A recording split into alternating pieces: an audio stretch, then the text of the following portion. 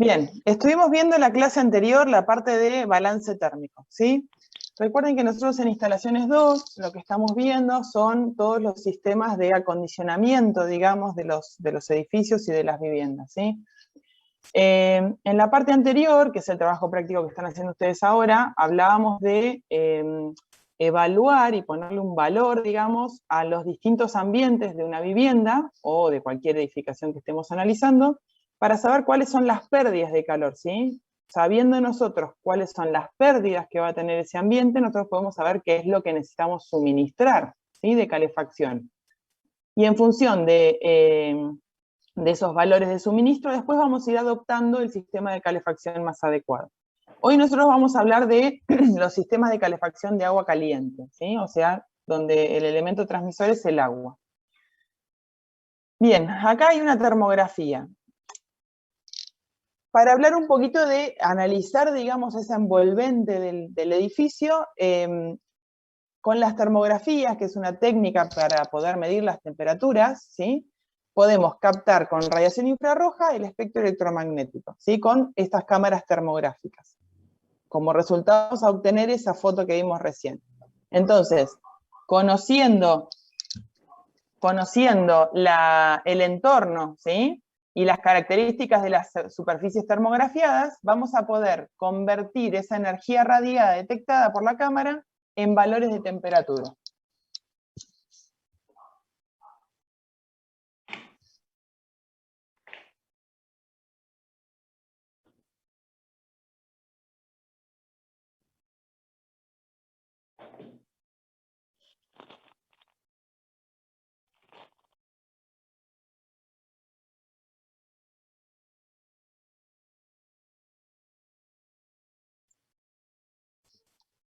Disculpen. Bien, entonces, en la termografía, cada píxel, ¿sí? Va a ser como un valor de medición de la radiación del valor de temperatura. Entonces, vamos a poder conocer las temperaturas de la superficie, ¿sí? Y vamos a poder estimar las pérdidas de calor de las envolventes de los edificios, ¿sí? Acá tenemos una imagen, ¿sí? Por ejemplo, en la parte superior hay viviendas. ¿Dónde observan, para empezar? Se ve acá, ¿sí? Que los distintos colores a qué hacen referencia. Siempre la tendencia natural es cuando hablamos de algo rojo es algo caliente y cuando hablamos de algo azul es algo que tiende más al frío, ¿sí? Entonces acá tenemos la gama de colores. ¿Dónde observan en la vivienda que hay mayor pérdida de calor? ¿En las ventanas? ¿Aberturas?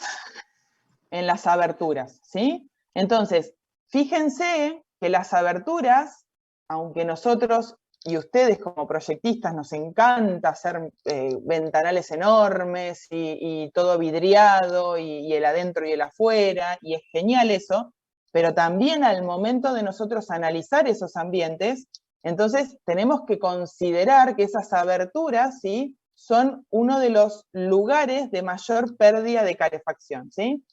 En este caso también acá, por ejemplo, en el de la derecha, ¿qué se ve también acá vertical hacia arriba? Justo que coincide. ¿La chimenea es? Claro, es la chimenea, ¿sí? Fíjense que es la chimenea y también hay unas pequeñas aberturas donde se observa esa parte. Y por ejemplo, las partes más frías. ¿Qué ven acá en las partes más frías en la parte de la vivienda, la de la izquierda?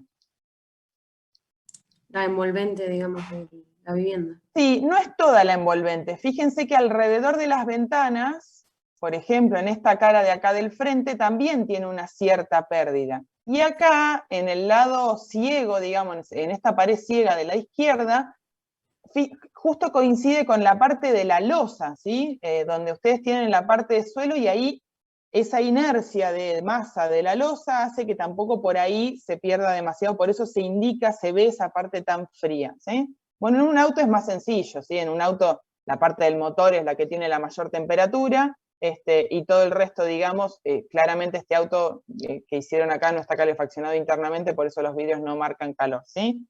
Pero entonces, sabiendo este tipo de cosas, ya nos vamos acercando y entendiendo estas edificaciones y considerando estas pautas para después nosotros desarrollar nuestros proyectos, ¿sí? Bien. En este caso es ya por ahí un panorama de una ciudad general, en donde claramente los edificios, ¿sí?, son los que tienen mayor temperatura como generalidad, y las zonas de arboleda y de la parte de calle, donde tienen árboles, son las partes más frías.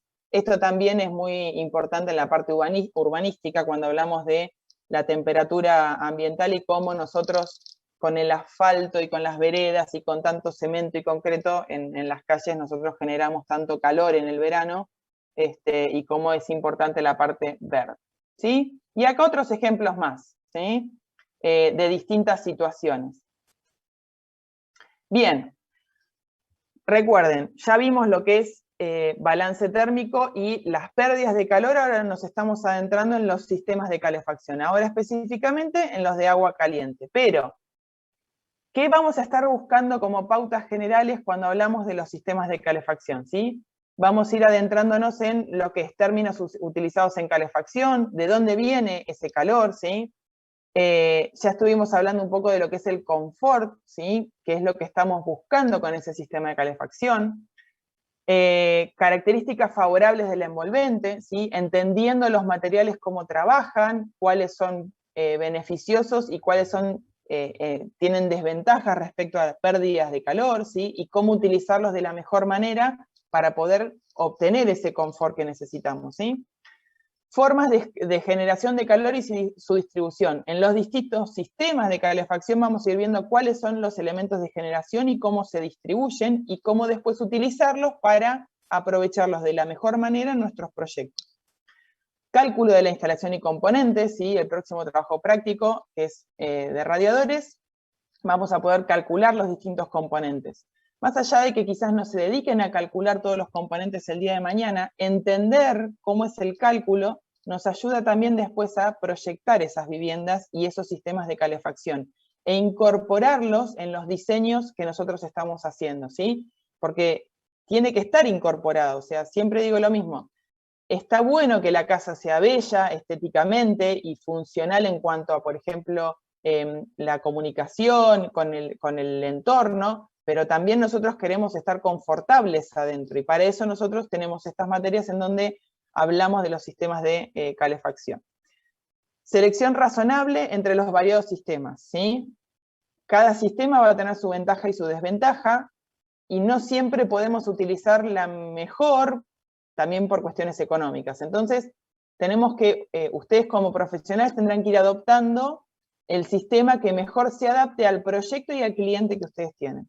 Apreciar la importancia de inclusión en el proyecto, entendiendo en cada sistema qué espacio ocupa los elementos, qué características tiene de instalación de esos elementos. Entendiendo toda esa parte, vamos a saber esa importancia y poder incluirlo en el proyecto que nosotros estamos haciendo. La necesidad de balance térmico y el cálculo económico, obviamente, que aunque no vamos a hacer análisis de costos específicamente, sí vamos a ir teniendo una idea de, por ahí, qué es lo que es más caro, más económico o más eficiente, ¿sí? Bien. Un sistema de calefacción comprende básicamente 3 elementos, ¿sí? El primero es el generador del calor, ¿sí? O sea, la generación de calor por algún elemento determinado. Cada sistema tendrá su elemento. Luego es la distribución, ya sea por cañerías o conductos. Y finalmente la disipación de calor, que va a estar dada por las unidades terminales en los distintos ambientes. Acá, como ejemplo, para lo que es una caldera y un sistema de radiadores, ¿sí?, está dado. La caldera vendría a ser el generador de calor, ¿sí?, que tiene una llama, tiene un quemador, utiliza algún tipo de combustible y genera gases de combustión, ¿sí? La distribución por cañerías o conductos, ¿sí?, que son estas cañerías que están acá, teniendo alimentación y retornos, ¿sí?, pero después cada sistema tendrá el suyo. Y la disipación de calor. Por ejemplo, en el caso de los sistemas de calefacción por agua caliente por radiadores, las unidades terminales son los radiadores, ¿sí? Entonces, el sistema va a estar compuesto por estos 3 componentes. Luego, esos componentes podemos subdividirlos y decir que todo el componente está centralizado, que los componentes están semicentralizados, ¿sí? O que el sistema es individual, ¿sí? Por ejemplo, en un edificio en donde quizás tenemos una sala de máquina en algún sótano, ¿sí? Estamos hablando de un sistema centralizado, ¿sí? Donde todo el edificio está distribuido por una única sala de máquinas y después se distribuye a los distintos departamentos. Cuando hablamos de un semicentralizado, y capaz que será que cada unidad locativa, cada departamento, tiene su caldera individual, ¿sí?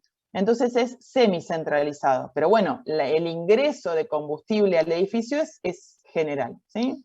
Y luego un sistema individual, ¿está? Que puede ser, por ejemplo, la estufa a gas, donde está todo incorporado en un único sistema. O sea, el generador, la distribución y la disipación en la unidad terminal está todo junto, ¿sí? Bien.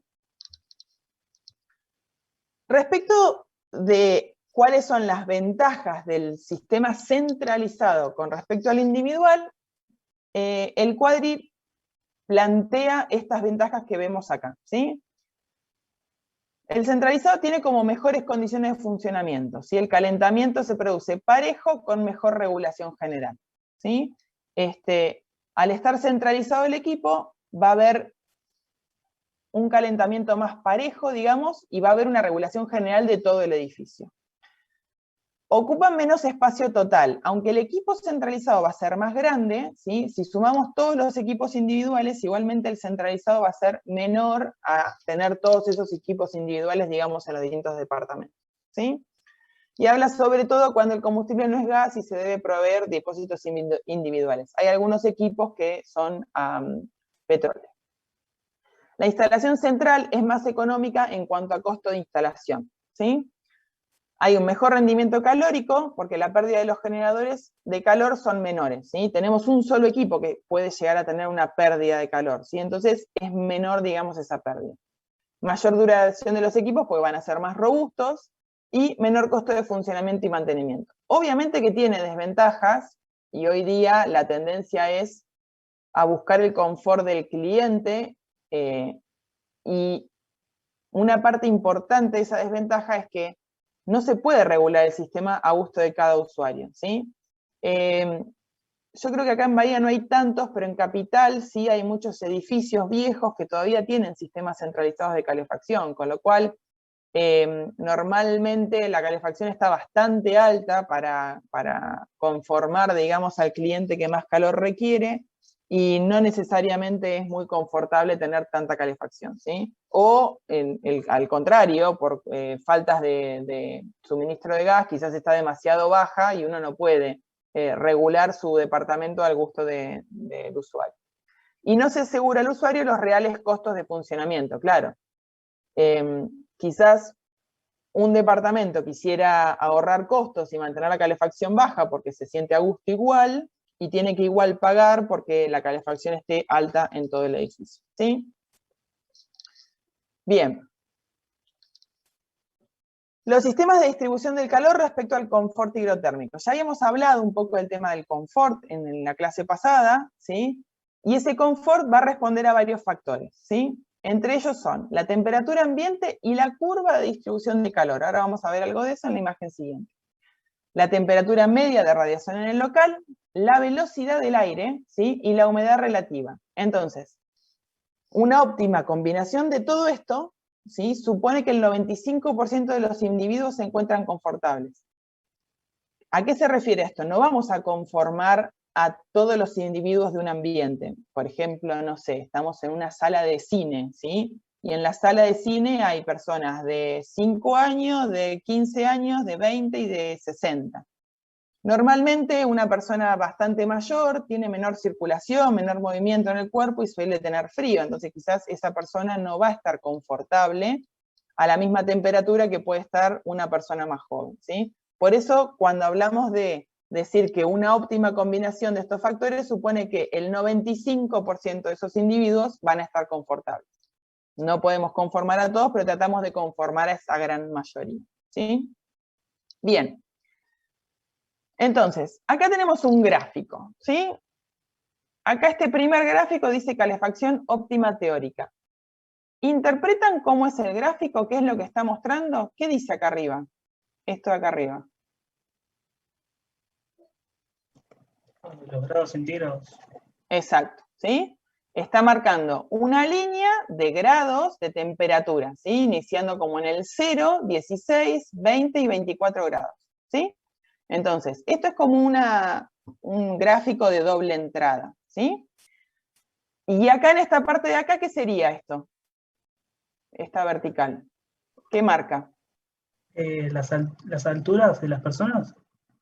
Sí, de las personas. ¿Del ambiente? Del ambiente, exactamente, ¿sí? O sea, yo lo que estoy analizando, la altura del ambiente en relación a las personas, ¿sí? No es que no está previsto la persona tampoco, o sea, es en relación a las personas, y toma un promedio máximo, no está dada para una familia de basquetbolistas, pero toma un promedio máximo de 1,80 m, ¿sí? Pero básicamente está analizando. Y entonces, esto que está acá rojo, ¿qué vendría a ser, digamos? Si yo tengo como esta curva acá, ¿qué me está indicando esta curva de acá? A mayor cercanía al piso, más calor. ¿Cómo? ¿Otra vez? ¿Sí? Julieta. Con más cercanía, digamos, a la parte inferior de la vivienda, más calor se produce. Sí, lo que está marcando es por ahí. Básicamente lo que está marcando está mostrando cuál es la variación de temperatura en la altura de la vivienda, ¿sí? En este caso lo que indica es una óptima, ¿sí? Es una óptima. Y después acá tenemos A, B, C, D y E en los distintos sistemas de calefacción. De acuerdo a ese sistema de calefacción, cómo se está distribuyendo ese calor en la altura del ambiente, ¿sí? Entonces, entendiendo eso, si esta es la óptima, la que queremos llegar, ¿cuál de A, B, C, D, E, y pueden ponerlo en el chat si quieren, ustedes consideran que es la mejor opción? La A, por suelo radiante. ¿El resto? Sí, también. Bien, ¿alguno que contradice? A.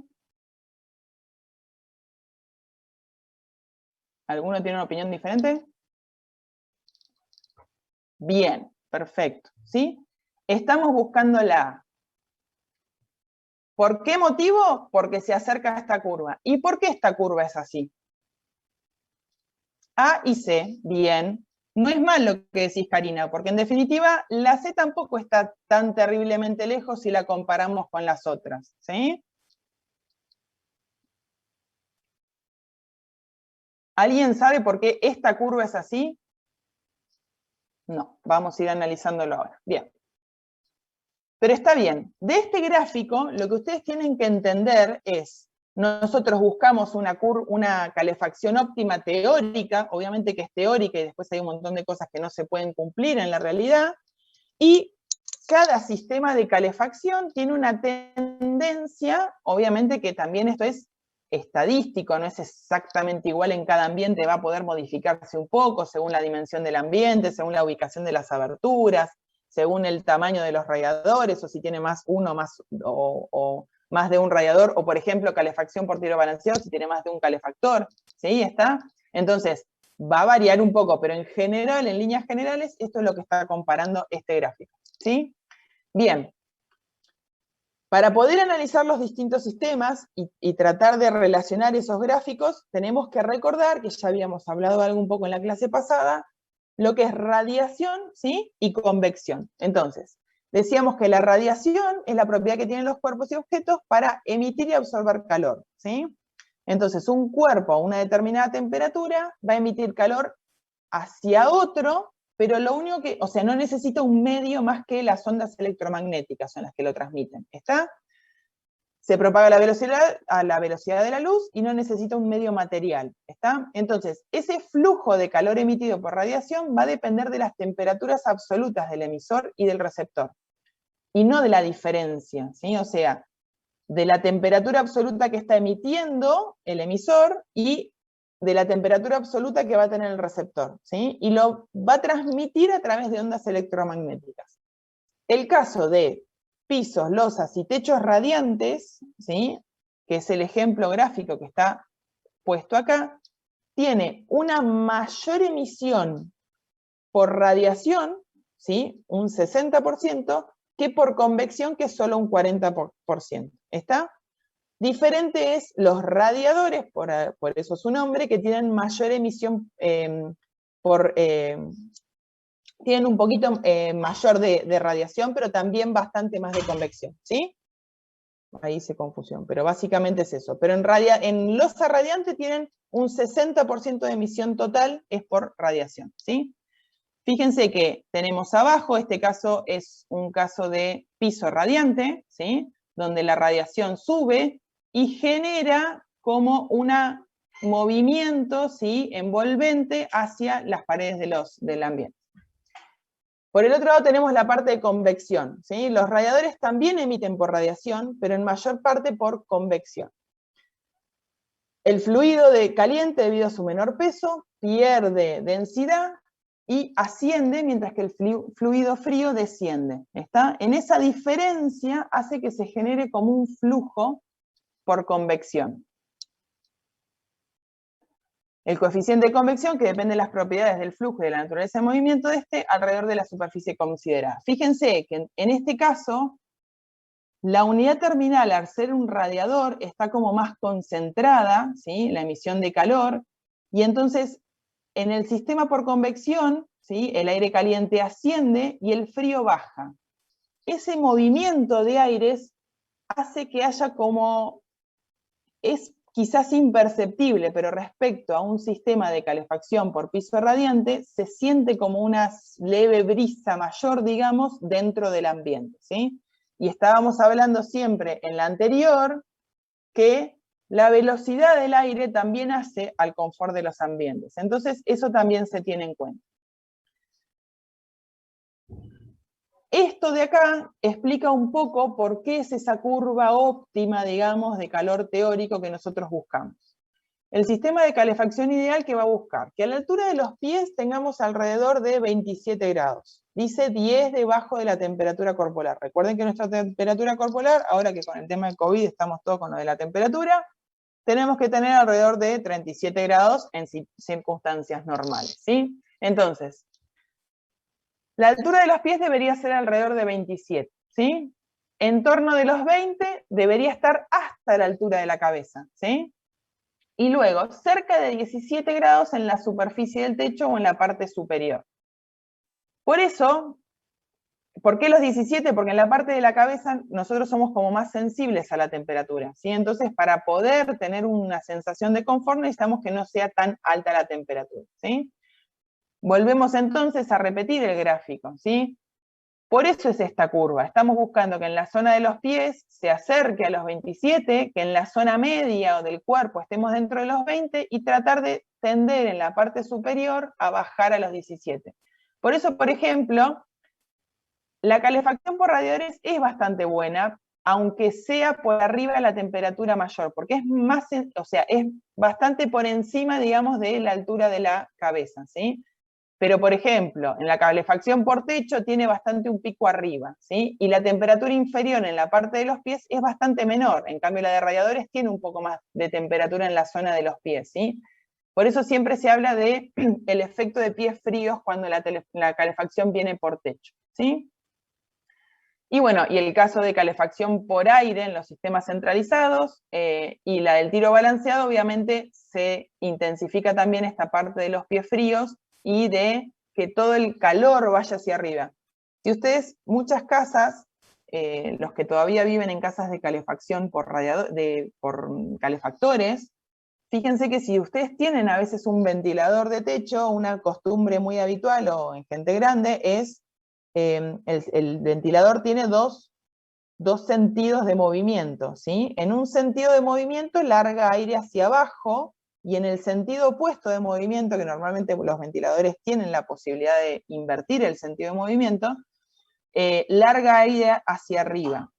Y en las casas con calefacción por calefactores, normalmente si ustedes encienden el ventilador, logran bajar esa calefacción, logrando que el ambiente se sienta más balanceado, ¿sí? Pero otra vez, como contrapartida, va a tener como mucho movimiento de aire dentro del ambiente. Y a largo plazo eso genera un malestar, digamos, a los habitantes del ambiente, ¿sí? Otra cosa es las calefacciones por aire, se genera también la tostación, digamos, de las partículas de aire, que también es inconveniente, digamos, en cuanto al confort.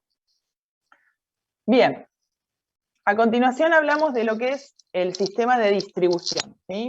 ¿Se acuerdan que hablábamos que habían tres partes? ¿Sí? Que teníamos la generación de calor, la distribución del calor y la disipación por las unidades terminales. Bien. Si nosotros tenemos que clasificar los sistemas en función de la distribución, siempre hablando de lo de calefacción por agua caliente, que es el sistema que estamos hablando hoy, podemos tener distribución por la forma de circulación y por la presión de trabajo. Por la forma de circulación va a ser la de circulación natural o termosifón o forzada, ¿sí? Y después, si es por la presión de trabajo, va a ser o a baja presión o, en el caso de media o alta presión, ¿sí? Esas son las distintas distribuciones según el sistema, o clasificaciones según el sistema de distribución.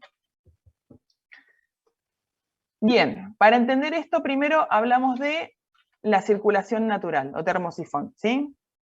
Cuando hablamos de circulación natural es porque no tenemos nada eléctrico ni ningún tipo de bomba que le está generando esa circulación. Lo que estamos tratando es que haya una diferencia de presión, ¿sí?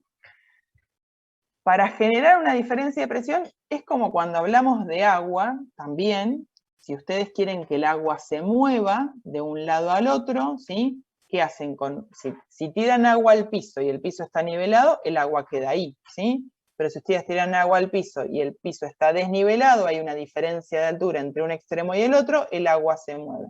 Bueno, acá es algo similar, donde nosotros para poder generar presión tenemos que físicamente genera una diferencia de altura entre los elementos, ¿sí? Siendo la caldera la generadora de calor, el elemento donde se emite, donde se distribuye el agua, y el radiador, que es la unidad terminal, ¿sí? Entonces, la circulación de agua, aparte de esa diferencia de altura, también tiene que ver con, perdón, se me escapó, también tiene que ver con la diferencia de peso que va a haber entre el agua caliente de ida, que manda la caldera, que es la línea llena hasta que te ven por arriba, y la más fría de retorno, que es la línea de trazo, ¿sí? Entonces, según esta ecuación, la presión eficaz, que es el H mayúscula, ¿sí?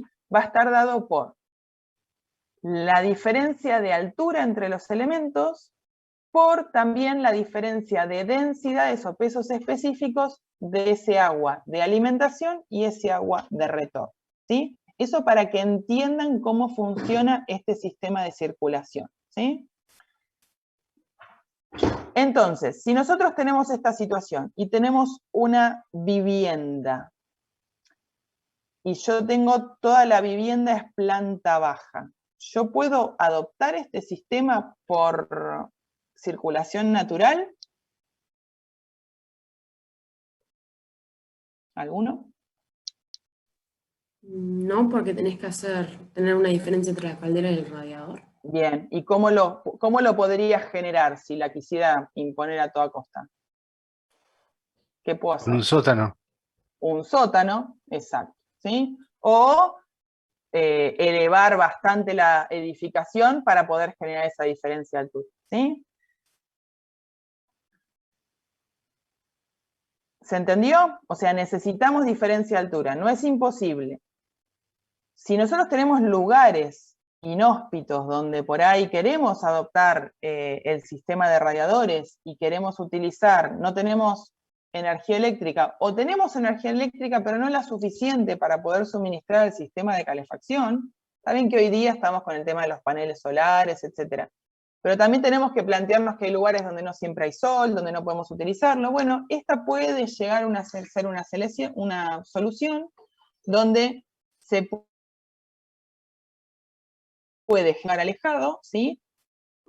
Previendo esta diferencia de altura y generando una circulación natural, digamos, en la instalación, ¿sí?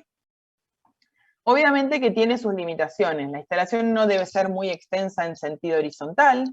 Se va a aplicar a viviendas y edificios de escasas dimensiones. Fíjense que esa presión efectiva no va a ser muy grande, ¿sí? Entonces no podemos utilizarla en una casa de 400 metros cuadrados, ¿sí? ¿Se entiende? Son para viviendas pequeñas o instalaciones pequeñas. Y las unidades terminales deben estar más altas que la caldera, ¿está? Entonces, esto es esquemático, o por ejemplo en un caso de planta de 2 o 3 plantas, ¿sí? Donde se prevé, por ejemplo, una caldera en algún sótano, y cuando hablamos de distribución inferior o superior, simplemente son 2 ejemplos, ¿sí?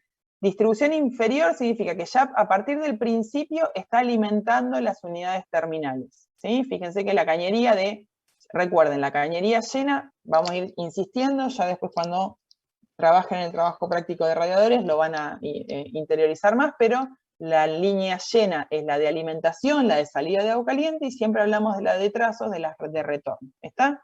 Entonces, la línea llena va a ir ya alimentando desde el primer nivel a los radiadores, por eso distribución inferior, y en el caso de distribución superior, es ir hasta arriba y alimentar al primero, el más alejado, y después ir bajando. Cada uno se puede adoptar uno u otro, no hay muchas diferencias en función de la geometría del lugar, de la vivienda. En este caso, estamos hablando de bitubular. Después igual vamos a adentrarnos un poco más sobre el tema, pero esto es bitubular, ¿sí? Significa que tenemos toda una cañería de alimentación y luego tenemos casi en paralelo, no exactamente en paralelo, pero casi en paralelo, toda una cañería de retorno. A eso llamamos bitubular. Y en este caso es circulación natural, pero monotubular, ¿sí? Que entonces, la misma cañería va a ir atravesando todas las unidades terminales y desde la última unidad terminal ya va a retornar directamente a la caldera, ¿está? Tiene 2 distribuciones, 2 ejemplos de distribución, ¿sí? De distribución superior, en el caso de arriba, A, que está acá, y en el caso B, de una instalación pequeña, que no es todo en horizontal, ¿sí? Obviamente que esto requiere que la temperatura inicial de la caldera del agua de salida sea bastante mayor, porque va perdiendo temperatura a medida que va atravesando los distintos radiadores. Son básicamente esquemas como para que vean distintos tipos de instalaciones. Bien, habíamos dicho, la clasificación según la distribución puede ser, en cuanto al sistema de distribución, circulación natural o circulación forzada, ¿sí? Recién hablamos de la circulación natural y ahora explicamos la parte de circulación forzada por bando. Obviamente acá requerimos indefectiblemente de energía eléctrica, ¿está? ¿Qué ventaja tiene respecto a la circulación natural? No hay dificultades en la circulación del agua, podemos utilizar todo al mismo nivel, ¿sí? Entonces, lo que hablábamos recién, si tenemos una planta baja, que es lo más común, digamos, en viviendas normales, o viviendas que tenemos hoy día, podemos utilizar la ubicación de la caldera en cualquier lado, ¿sí? Las unidades terminales son de menores dimensiones y menor sección interior. Las cañerías van a ser de menor diámetro, con lo cual también es un costo menor. Lo que hablaba recién, las unidades terminales se pueden ubicar en cualquier lugar, incluso por debajo del nivel de la caldera, no importa dónde estén ubicadas, ¿sí? Obviamente que tiene su cálculo y en función de la ubicación y la distancia de los radiadores respecto de la caldera, va a tener el cálculo del diámetro de la instalación. Eso lo van a ver después en el trabajo práctico, pero básicamente lo podemos ubicar en cualquier lado. Y la instalación es más regulable, con mayor velocidad de fluido y permite un caldeo más rápido. Al tener mayor velocidad de fluido, ustedes imagínense, por ejemplo, no sé, que ustedes tienen este sistema de calefacción en una vivienda de vacaciones, y entonces cuando llegan quieren que se calefaccione rápido, ¿sí? Entonces al circular más rápido, se va a calefaccionar más rápido el ambiente respecto de la circulación natural, ¿sí? ¿Queda claro? Obviamente desventaja, bueno, consumo eléctrico, tanto en cuanto a costo y a gasto de funcionamiento.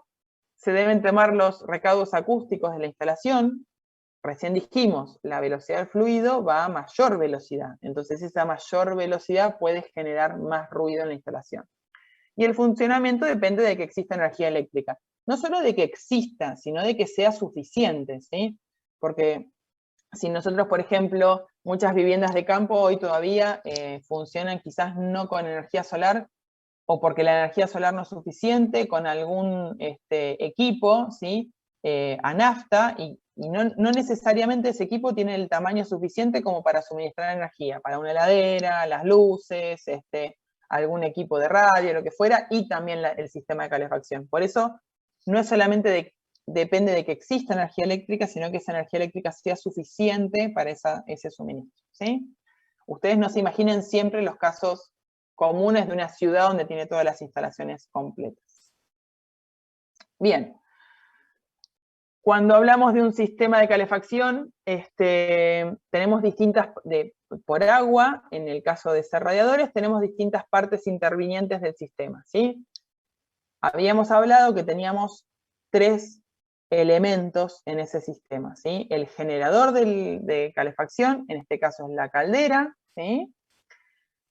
El sistema de distribución, en este caso estamos hablando de cañerías o conductos, y bajo un sistema bitubular, ¿sí? Significa que tenemos alimentación en línea llena, ¿sí? Que alimenta los radiadores, y luego tenemos los retornos en línea de trazo, que son los que salen de los radiadores y vuelven a la generación de calor, ¿sí? Y las unidades terminales, que en este caso son los radiadores, ¿sí? Cada radiador tiene elementos, un grifo, una llave, una unión. Eso después lo vamos a ver más en detalle por ahí cuando hablemos de los equipos, ¿sí? Pero este es un gráfico esquemático de un ejemplo de una instalación central de calefacción por radiadores con circulación forzada de agua caliente con bomba en el retorno. Se agregan algunos elementos que ahora vamos a ir viendo más en detalle. Bueno, tenemos el tanque de reserva de alimentación de agua, ¿sí? Porque siempre tiene que haber una alimentación a esa caldera. Y en este caso, un tanque de expansión que está externo, ¿sí? Después vamos a hablar un poco más sobre el tema del tanque de expansión. Pero esto básicamente son los elementos, ¿sí? Y es un sistema de calefacción de funcionamiento continuo, ¿sí? Acá no está especificado, pero también hay un termostato. Otra vez, lo vamos a ver un poquito más adelante, pero para que vayan adentrándose en lo que es el sistema de calefacción. Bien, ya hablamos, según el sistema de distribución, hablamos de por circulación natural o por circulación forzada. Y recuerdan que habíamos hablado que también había otra clasificación, que era según la presión que deben soportar, ¿sí? Tenemos entonces los de baja presión, que se los denomina de vaso abierto, y es ese tanque de expansión que estábamos hablando recién en el anterior, ahí eso hablamos de vaso abierto, ¿sí? Y es porque están en comunicación con la atmósfera, ¿sí? Manteniéndose la presión atmosférica dentro de la instalación. La otra característica importante que hablamos sobre baja presión es que la temperatura máxima de funcionamiento es 90 grados, ¿sí? Digo máxima porque normalmente trabajan a un poco menor temperatura. Después vamos a ir viendo los distintos sistemas de calefacción, ya sea de radiadores, suelo radiante, a qué temperatura suelen trabajar, ¿sí? Pero como máxima vas a trabajar a 90 grados. Y esa es una de las grandes diferencias con las instalaciones de media y alta presión, que es agua sobrecalentada, de vaso cerrado, y en media presión la temperatura del agua ronda los 120 y en alta 150 a 160. Las ventajas de este sistema puede ser que se pueden montar junto a la caldera, evitando largos tramos de cañería. El vaso cerrado se refiere, ¿sí? O sea, porque en el caso que está ejemplificado arriba, habla del vaso abierto, entonces ese vaso abierto tiene que estar cerca del tanque de reserva, por eso habla de cerca de la caldera, ¿sí? Eliminación de red de desaire, no existe peligro de congelamiento. Red de desaire se refiere porque se requiere tener un desagote de aire en la instalación de la cañería. Y no existe peligro de congelamiento del agua por las altas temperaturas a las que trabaja el sistema. Y se reducen las pérdidas de agua por evaporación. Para que se entienda lo de el vaso abierto, vaso cerrado, ¿sí? Tenemos una caldera, esa caldera tiene fíjense que es con una bomba de circulación, ¿sí? Y tiene una cañería que es la roja de alimentación de agua caliente, y tiene la cañería azul, que es la que está indicando el retorno del agua, que vuelve ya un poco más fría y vuelve a ingresar a la caldera. Ustedes tienen agua metida dentro de una cañería, ¿sí? Ese agua al dilatarse, ¿sí? Se expande el agua, ¿sí? Pierde densidad porque se expande, ¿sí? Aumenta, digamos, su volumen. Esa variación del agua, uno tiene que poder absorberla en algún lado, ¿sí? Por eso tenemos ese tanque de expansión que está ahí, ¿sí? Porque si no, la presión dentro de la cañería, las calderas trabajan dentro de un rango de presión, ¿sí? Según la caldera va a variar, pero normalmente trabajan entre 0,8 y 2 kilos, ¿sí? De presión. Entonces, para poder, si ustedes, alguno tiene posibilidad de observar una caldera en funcionamiento, hoy día las calderas digitales y están indicando la presión, van a ver si la caldera está en reposo, que no está funcionando y la temperatura del agua está a 20 grados, van a tener menor presión en esa caldera. Cuando la caldera arranca a funcionar, el agua se calienta, esa presión aumenta, ¿sí? Ese tanque de expansión lo que nos permite es, de alguna manera, absorber esa variación de presión, evitando que el sistema supere la presión admisible, ¿sí? Una manera es el vaso abierto, que es el de la izquierda. Significa que está a presión atmosférica. Tenemos un nivel de agua y la presión es la del aire de afuera del exterior, ¿está? Y el vaso cerrado lo que tiene es una membrana dentro, ¿sí? Esa membrana va a ir subiendo y bajando dentro del vaso, ¿sí? Para que se absorba esa presión, digamos, del vaso. Acá está esta diferenciación, y esta es la válvula de desaire, ¿sí? Porque como esto no está sometido a la presión atmosférica, necesita tener una válvula de desaire dentro para poder liberar, digamos, el aire excedente que no pueda absorber dentro del tanque de expansión, ¿sí? Espero se haya más o menos entendido, ¿sí? Las calderas hoy día, hay muchas calderas que siguen utilizando el tanque de expansión externo. El tanque de expansión cerrado no es solamente utilizado en los de alta de media y alta presión hoy día, ¿sí? Las calderas hoy tienen incorporado también el tanque de expansión cerrado dentro de la caldera. Obviamente que esta membrana, ¿sí? Tiende a gastarse y puede generar que se rompa y que entonces no esté funcionando porque todo está comprimido dentro de la caldera, ¿sí? Entonces hoy día, aunque está incorporado dentro de la caldera y uno no tiene que hacer la instalación adicional al lado del tanque de reserva con el tanque de expansión, la realidad es que muchos sistemas viejos que tenían de las calderas anteriores, que hoy día todavía están funcionando, ese tanque de expansión exterior a veces funciona un poco mejor y tiene mayor vida útil, ¿sí? Pero bueno, la tendencia es que las calderas hoy tienen ese tanque de expansión incorporado. Esto es un ejemplo de un tanque de expansión grande para un sistema importante, ¿sí? De media o alta presión, donde tiene este tanque de expansión, digamos, enorme, cerrado, pero adicional, ¿sí? Recuerden, ¿sí? En el gráfico este que habíamos visto acá, este tanque de expansión está conectado al tanque de reserva, ¿sí? Del tanque de reserva también se conecta, ¿sí? A la caldera, y tiene un tramo de cañería que es el que viene del retorno, ¿sí? Para que dice caño de carga se utiliza una sola vez y después se cierra esta válvula, ¿sí? Pero funciona para cargar la instalación desde el retorno la primera vez que se carga la cañería de este sistema de calefacción, ¿sí? Entonces, acá es agrandado ese tanque de expansión que vimos recién, pero desde acá arriba a la izquierda se ve el agua de provisión desde el tanque de reserva o red de suministro, ¿sí? Acá tenemos un desborde y la comunicación en este caso tiene hecha una ventilación y una comunicación con el exterior, ¿sí? Viene el desborde y una válvula de limpieza, y acá tiene una cañería de seguridad de retorno y carga del agua del sistema. Esta cañería es la que yo les decía que se comunica, digamos, con el retorno, ¿sí? Y acá tiene la cañería de alimentación, digamos, a la caldera, este que está acá, ¿sí? Este de la derecha solamente funciona como desborde, ¿sí? En funcionamiento va a estar cerrado, ¿sí? Esta parte de acá de la válvula de limpieza estará cerrada, y la parte superior solamente funcionará de desborde si es que este nivel de agua supera este nivel de arriba de desborde. Pero, respecto al gráfico que habíamos visto antes, esta es la comunicación desde el tanque de reserva, este de acá es la que veíamos como línea de trazo, de acá abajo de la derecha como línea de trazo, y este de acá de la izquierda es la alimentación a la caldera.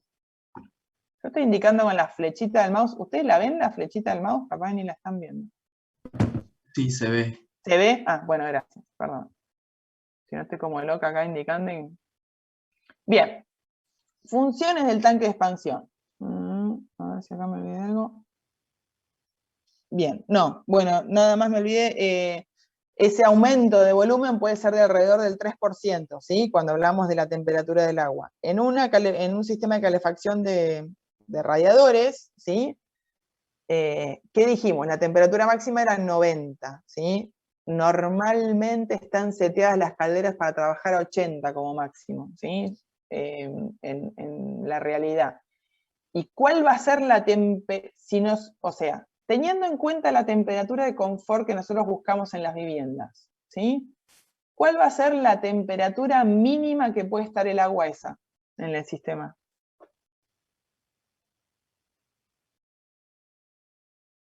¿Alguno? Cri, cri. 20 grados centígrados. Exacto. ¿Puede bajar de 20 grados la temperatura del agua de la cañería? Podría, si hay una pérdida de calor en algún punto. En realidad, no, pero ¿por qué? Porque si yo seteo mi temperatura de termostato de la caldera de la instalación que sea 20 grados, en el momento que baja de 20 grados es donde la instalación se prende y me dice, tengo que empezar a calentar el agua para lograr que la temperatura ambiente vuelva a subir. ¿Se entiende?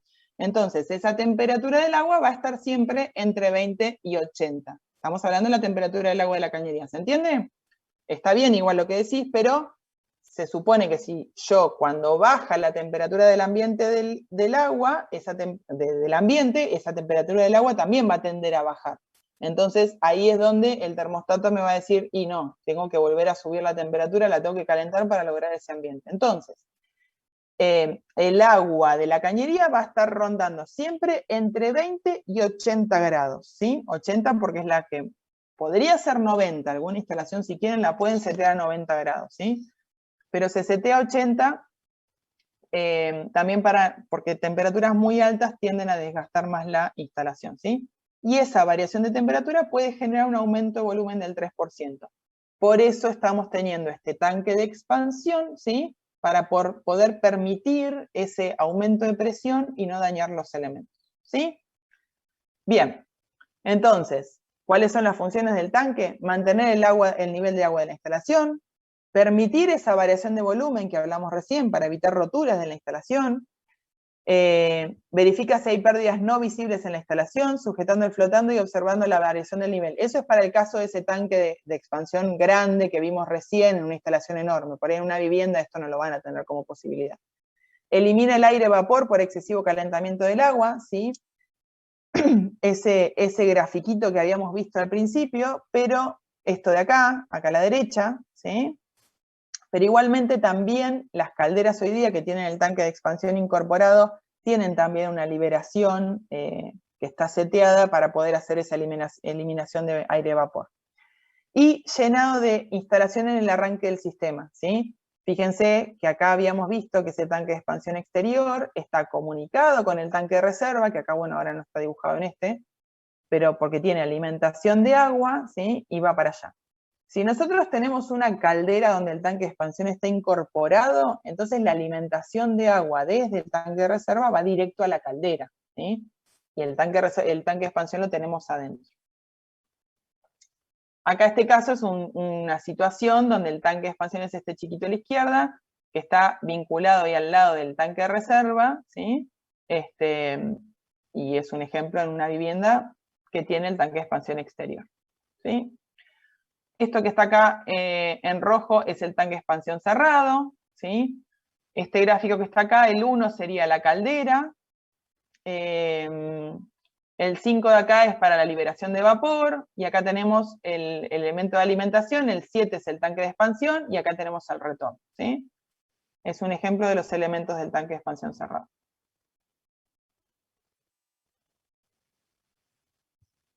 Bien. No queda mucho, así que lo vamos a dar de corridito, chicos, y así ya después descansan y pueden por ahí de última comer algo. Este tema igual va a continuar la clase que viene, la parte de calefacción por agua caliente. Bien, estábamos viendo entonces la clasificación según la presión de trabajo, ¿sí? Y teniendo en cuenta eso, otra vez tenemos algunas ventajas y desventajas para la calefacción por agua caliente a baja presión o de vaso abierto, ¿sí? Que es la que tiene como temperatura máxima los 90 grados. Proporciona un caldeo suave, agradable y uniforme, ¿sí? Es mínimo el enrarecimiento de aire debido a la tostación de polvo y funciona sin producir ruido alguno. En realidad por ahí tiene que ver, esa comparativa es no al sistema de baja presión respecto al de alta, sino más que nada también al de baja presión respecto a los de aire, por ejemplo, ¿sí? Hay una buena regulación central, variando la temperatura del agua. Eso que hablamos de que nosotros tenemos la regulación de esa temperatura máxima del agua y va a estar entre 20 y 80. Duración considerable de las instalaciones. Ahí sí también es una comparación con el de alta presión, ¿sí?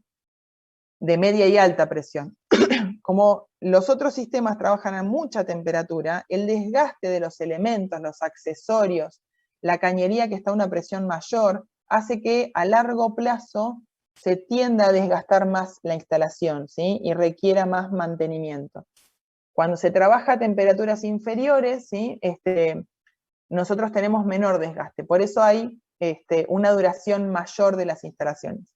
Y menor pérdida de calor por las cañerías por temperatura de trabajo relativamente baja, ¿sí?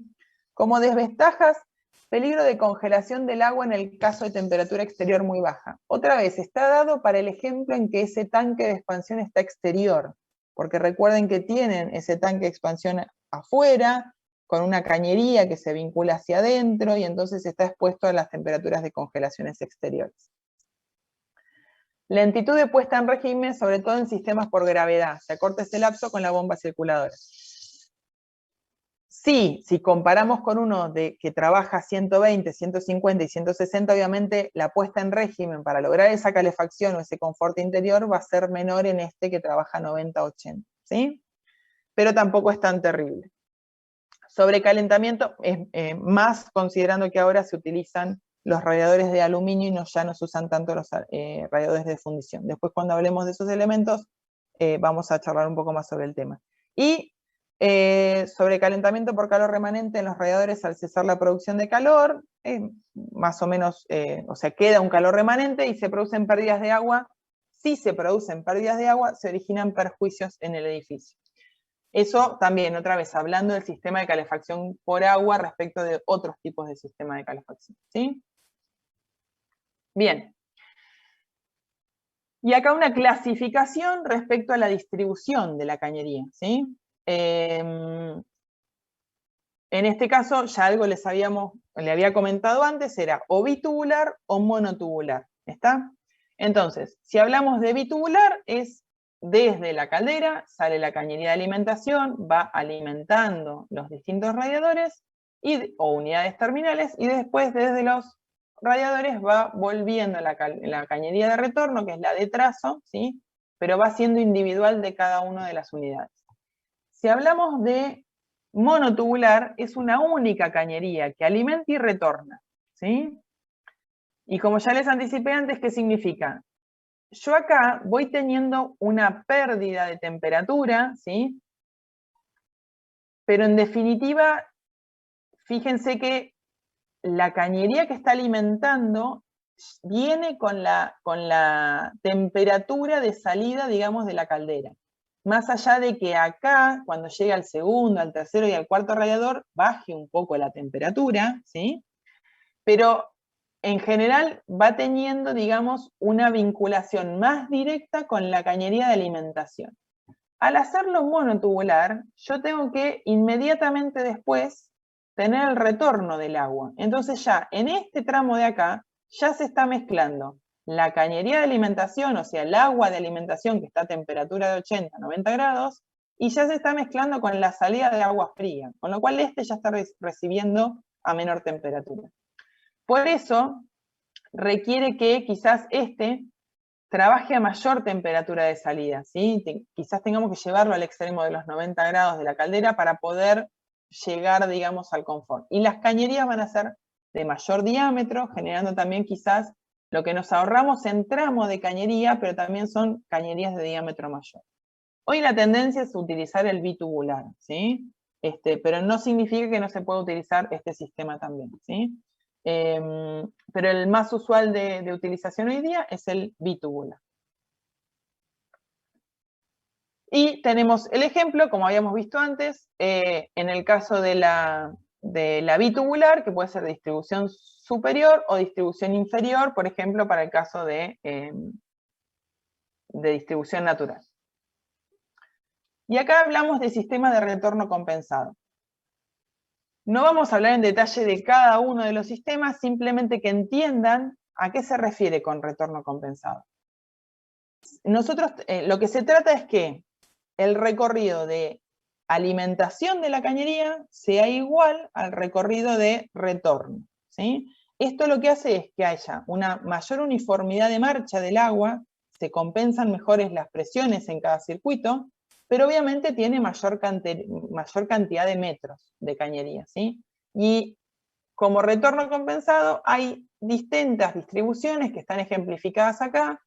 No esté sin compensar, pero distintas distribuciones, ¿sí?